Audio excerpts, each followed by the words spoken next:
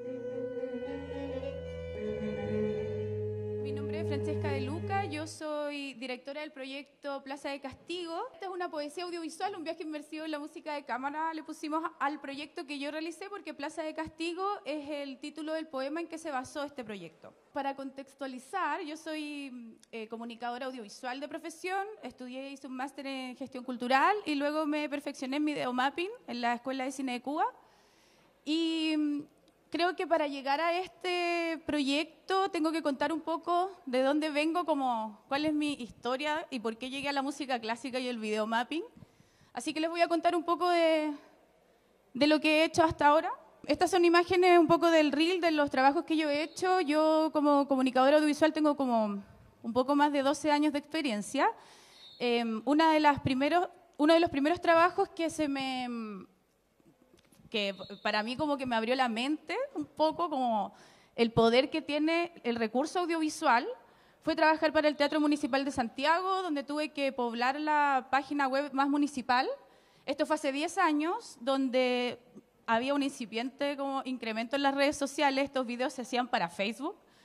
Entonces yo nunca había ido a un concierto de ópera, por ejemplo, hasta que llegué al Teatro Municipal y me pareció que toda esa experiencia que se vivía en el Teatro Municipal, ballet, óperas, tenores, yo tuve la suerte de grabarlo en making of de muchas obras.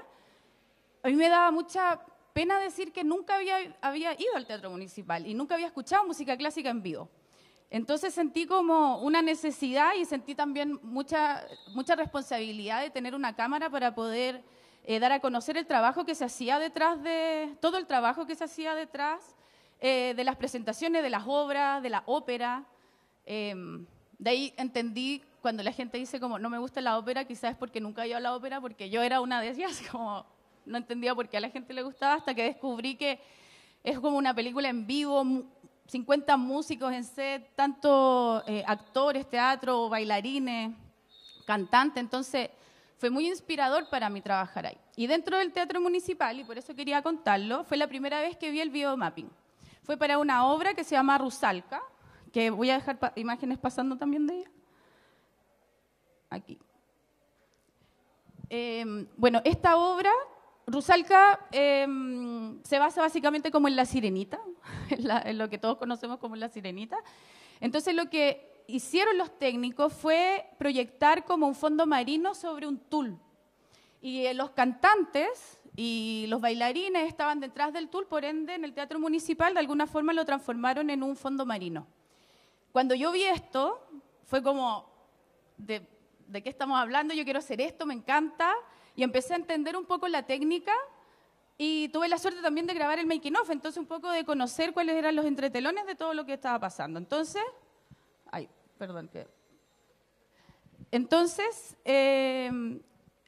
dentro del making of, donde pude aprender cómo se hacía esta técnica y todo, quise rescatar una cuña de Marcelo Lombardero, que fue el director de escena de Rusalka. Bueno, quiero rescatar una cuña que me parece como un poco divertida, pero porque refleja también muy bien lo que pasa en los eventos en vivo. El making of de Rusalka trabajó mucho con cromas, porque tenían que proyectar también la imagen del tenor que mientras cantaba tenía que hacerlo en vivo. Esto pasó hace 10 años. La tecnocreatividad, por ende, se puede entender que ha existido hace mucho tiempo. Hoy tenemos la oportunidad de tener experiencias con, como la charla que vimos anteriormente, ¿verdad? Como de realidad virtual y todo eso, pero en realidad nosotros nos hemos encantado como seres humanos siempre con este tipo de obras. De hecho, el mapping, si es que nos vamos como en su esencia, se basa simplemente en las sombras chinescas, es jugar con la luz. Una primicia como del mapping es esa, es que la luz manda, donde se ilumina es lo que tú ves, por ende lo que no está iluminado no se ve, ¿ya? No sé si se puede ver ahora, escuchar ahora. Ya.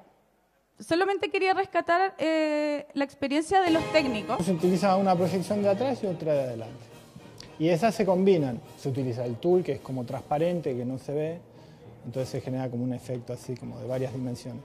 Los personajes están dentro del mundo ese que se está proyectando. No podemos tener pérdida de señal, eso es algo que también siempre es muy complicado porque si no se produce un delay entre la emisión y la recepción. Se te cae una computadora y se te reinicia y en vez de tener un bosque encantado te aparece Windows Media Player, se acabó la magia, se acabó el mundo, se acabó el teatro. Y nada, y solo queda la depresión. Eso de que prever lo máximo posible que esté todo perfecto. Siempre está ahí como respaldos y cosas así, y rezar.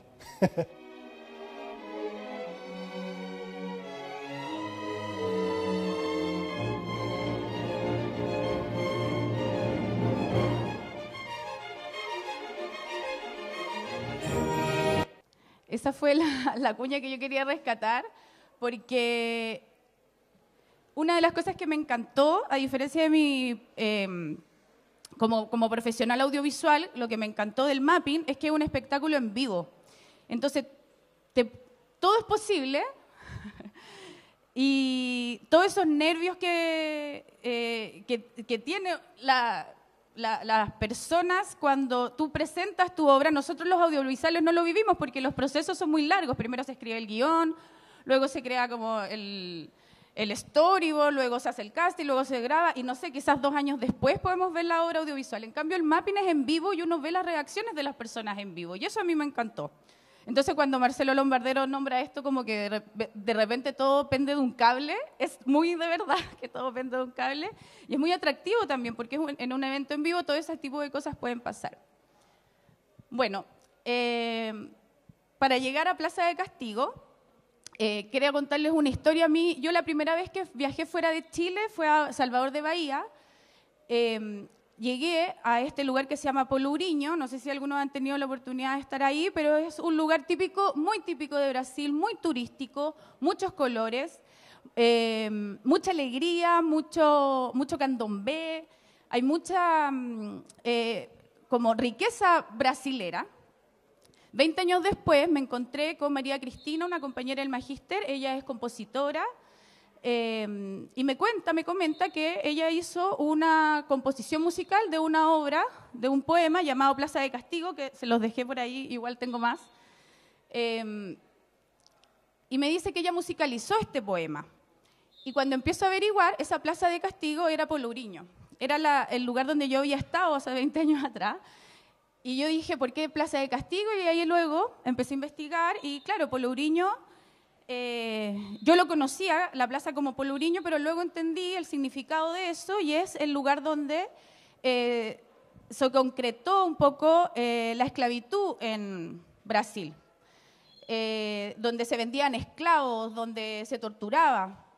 Entonces yo dije, chuta, todos esos recuerdos de magia, alegría y colores, de alguna forma como que se desvanecen con esta historia que me están contando. Entonces yo le digo a mi compañera, que ella ya tenía esta composición musical en un concierto de cámara, yo le dije, quiero ponerle imágenes a esa obra musical. Entonces, así empezó esta aventura, que para más remate, como ya les conté, todo lo que significa una experiencia en vivo siempre es como un poco pender de un cable, y estas son 2 experiencias en vivo, porque son el audiovisual y además el concierto de cámara, que lo van a poder ver mañana a las 11 en la aula magna. Bueno, así que lo primero que tuve que hacer, por supuesto, fue conocer, o sea, esta es la plaza, este es Pelourinho. Como ven, muchos colores, esto es típico de Brasil. Yo creo que todo el mundo puede como identificar Brasil cuando ve estos colores y todo. Y esta es la plaza, el Pelourinho es como esta cruz que se le llama. Y para mí era súper importante entonces que en la obra existiera esta plaza, por ende modelamos la plaza. ¿Ya? Tratamos de, bueno, sacar obviamente los edificios que están aquí a través de la fotografía y logramos tener un 3D. ¿Qué es este? Ahí estábamos probando como las posiciones de las cámaras, cómo podemos ver el... Ay, perdón, lo estoy haciendo mal. Bueno, hicimos el 3D y gracias a eso pudimos empezar a darle un poco de contexto a viaje narrativo audiovisual que le di al concierto de cámara. ¿Por qué yo quise hacerlo así? Porque siempre que yo he ido a conciertos inmersivos, o yo misma cuando empecé con el videomapping, solamente las imágenes que proyectaban eran sensoriales. O sea, se escucha una música, se crea una imagen sensorial, pero no había narración. Y en mi formación como audiovisual dije, quiero darle narración a este concierto de cámara, sobre todo porque se basa en un texto, en un poema que tiene una historia. Así que empecé a hacer la investigación, esto es como un poco de la paleta y la investigación de diseño, de arte que empecé a buscar referentes, qué era lo que veía, qué era lo que sentía. Y para el tema de cómo puedo mostrar un poco la esclavitud sin que sea algo como tan odioso quizás, porque la obra musical, si bien es súper contemporánea, es música de cámara, es súper contemporánea, es una música que logra tener esa intensidad y esa angustia que te refleja la esclavitud. Entonces yo dije, ok, esto como que un poco lo descarté, dije, no voy a ocupar estas imágenes tan terribles, voy a ocupar un actor. Tenía que ser un actor afrodescendiente, así que tuve la oportunidad de trabajar con Steve Benjamin, que es un actor conocido, haitiano, que ha trabajado en otras oportunidades. Bueno. ¿Le puedes bajar un poquito el volumen, por favor? Eso. Para mí era súper importante su interpretación. Entonces, creo que Steve lo dio todo. Muy bueno porque se logra esa interpretación traspasar en imágenes. No necesitamos escuchar el grito para ver su rabia y todo. Entonces, esa grabación después yo la integré al mismo modelado 3D que les había mostrado antes y a la composición visual, que yo como soy audiovisual también quise trabajar con las imágenes. Entonces, esta es una imagen inédita porque fue del ensayo general y un poco esta es la experiencia. Bueno, obviamente, y aquí un poco para terminar, yo nunca había tenido la oportunidad de trabajar en una pantalla LED de estas características de las que está en la aula magna. Yo en un inicio mi proyecto partió como un video mapping, pero se me dio la oportunidad y dije, ok, quizás nunca más voy a tener la oportunidad de crear una imagen de 4 metros por 14, creo que mide la pantalla. Así que también me ayudó para entender que esta obra tiene que ser itinerante y el video mapping lamentablemente igual tiene que ver con la estructura. El mapping funciona cuando tú proyectas sobre volumen, si no es una mera proyección. Entonces esto igual me ayudó, obviamente los tótems le dan un poco de volumen y también para mí es una experiencia de explorar nuevos formatos. Yo había trabajado este tipo de formatos, pero siempre para como videos corporativos, entonces no eran trabajos como narrativos donde yo pudiera usar mi arte para proyectar. Entonces tomé esa oportunidad, creo que uno de los aprendizajes que tuve, dentro de todos los aprendizajes que tuve en esto, fue eso, como que se me presentaron un montón de problemas y todos al final terminaron siendo oportunidades y yo creo que incluso hasta le favoreció a la escenografía.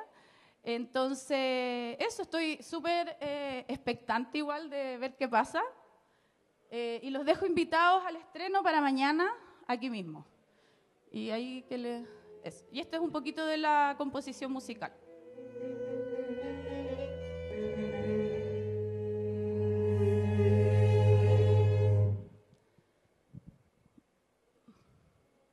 Bueno, y también quiero agradecer a Critic porque este proyecto se pudo realizar gracias a Critic, a todas las charlas, todo a mí me sirvió para poder llegar al resultado final y espero que lo puedan disfrutar mañana a las 11 en la aula magna.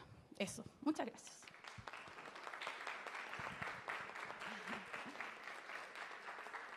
No sé si hay preguntas, pero yo creo que quedó súper claro todo. No sé si hay micrófono para...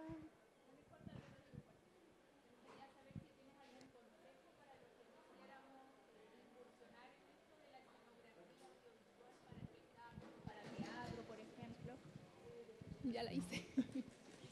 Bueno, me preguntas, sí, porque entiendo que para el video, para los de streaming, preguntas, ¿qué consejo puedo dar para las personas que quieran implementar el audiovisual como escenografía un poco, como lo hace Teatro Cinema? Porque yo la primera vez también que vi el mapping, digamos, fue para el Teatro Cinema y me parecía, claro, esto me pareció muy interesante porque para mí siempre el mapping tenía que ser sobre volumen. Pero Teatro Cinema lo que hace es ocupar la escenografía y las perspectivas. Entonces, eso también se puede hacer en proyección o como ahora también lo vamos a ver en pantalla LED. Entonces, o sea, yo creo que siempre va a ser un aporte, pero es súper importante porque aquí sí un consejo, como una cosa que aprendí, fue trabajar, porque acá hay dos directores de alguna forma. Está la directora de música, quien hizo la obra, y yo tampoco podía corromper la obra de ella. Pero sí, para mí era importante que mis imágenes no solo acompañaran, sino que narraran.